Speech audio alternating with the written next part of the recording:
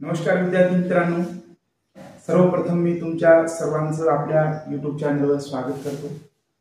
तर आपण जे आहे गणित आपल्याला सोपं व्हावं, अवघड वाटू नये यासाठी आपल्या चॅनलवर नवीन व्हिडिओ टाकत असतो आणि आजचा व्हिडिओ सुद्धा तसाच आपल्याला गणित सोपं जावं। बऱ्याच मुलांना दशांश अपूर्णांकाची बेरीज वजाबाकी कशी करावी हे समजत नाही आणि त्याच्यामुळे ते बेरीज वजाबाकी करताना चुका करतात। तर ह्या चुका होऊ नये यासाठीच आजचा व्हिडिओ आहे। चला तर मग सुरू करूया आजचा व्हिडिओ। परंतु याला आपण दशांश अपूर्णांक असं म्हणतो। मग समजा अशी जर बेरीज करायची असेल तर आपल्याला अगोदर अपूर्णांकाबद्दल थोडीशी माहिती पाहिजे। बघा आता जर समजा इथं 1 आहे आणि दशांश चिन्ह देऊन आपण 2 3 असं जर दिलं, याच्या समोर आपण आता बघा अंक संपले आणि याच्या समोर आपण किती जरी शून्य दिले तरी या अपूर्णांकावर काही फरक पडत नाही। ठीक आहे। दुसरी एक गोष्ट आहे की 2.300 असा आहे, समजा 2.300 असं कोणी वाचलेला पण याला 2.3 असं वाचायचं। ठीक आहे। तर याच्या समोरचे पूर्ण शून्य आपण गायब केले किंवा आपण हे काढून टाकले तरीही तो त्या अपूर्णांकाची किंमत बदलत नाही। ठीक आहे। चला तर मग बघा आता 2.45 ही संख्या आपण लिहून घ्यायची, त्यानंतर अधिकचं चिन्ह आणि हा दुसरा दशांश अपूर्णांक लिहित असताना दशांश खाली दशांश लिहायचा। ठीक आहे। त्याच्या डावीकडे काय आहे 3 आणि 2 आणि 3 आणि उजवीकडे काय आहे 0 आणि याची आपण जशी बेरीज करत असतो नॉर्मल त्याच पद्धतीने बेरीज करायची।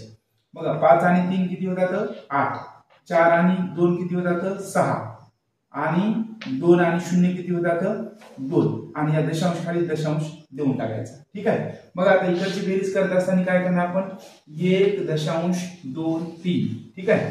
त्यानंतर अधिक करणार, हे दशांश चिन्ह या दशांश चिन्हाच्या खाली देणार। आता इकडचे अंक जेवढे आहेत तेवढे लिहून घ्यायचे या वरच्या अंकाखाली। ठीक आहे। इथं आहे 1, नंतर आहे 2, नंतर आहे 3, नंतर आहे 4 आणि याची करायची आपल्याला बेरीज। आता याची बेरीज करत असताना बघा आता या 4 च्या वर काहीच नाही, या 3 च्या वर काहीच नाही, मग आपल्याला बेरीज कशी करावी तर तुम्हाला आता सांगितलं मी की ज्याच्या वर काही नाही तिथे 0 देऊन टाकायचा। 0 दिलं तरी काही फरक पडत नाही।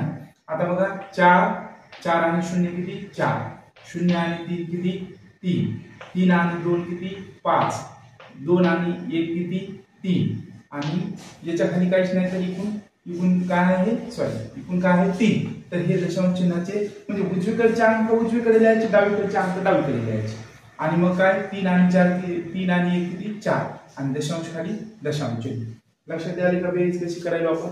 आता तुम्हाला जर म्हणलं किंवा 3 अधिक 0.254, आता तुम्ही म्हणाल सर इथं तर दशांश चिन्हच नाही मग काय करायचं? तर काहीच नाही करायचं, इथं 3 लिहायचं। कुठलीही संख्या जर असेल 3 असेल 4 असेल 5 की पूर्णांक संख्या जर असेल तर त्याच्या पुढे दशांश चिन्ह असते आणि काही दशांशच्या पुढे काय 0 तुम्हाला काय म्हणलं जर अंक इथं जर अंक असला तर ते आपल्याला अंक नाही खोडता येणार पण अंकाच्या पुढचे 0 आपल्याला खोडता येतात किंवा काढून टाकता येतात। तर म्हणजे हे 3 म्हणजे काय आहे तर 3 दशांश कितीतरी 0 याच्यावर देऊ शकतो आपण। ठीक आहे। याची बेरीज कशी करणार 3 लिहिणार, याच्या पुढे काहीच नाही तर दशांश चिन्ह। ठीक आहे।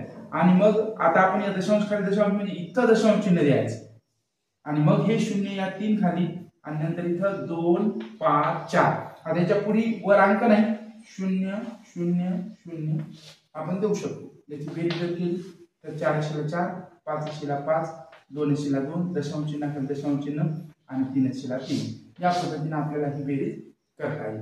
व्हिडिओ शेवटपर्यंत पाहिला याबद्दल धन्यवाद।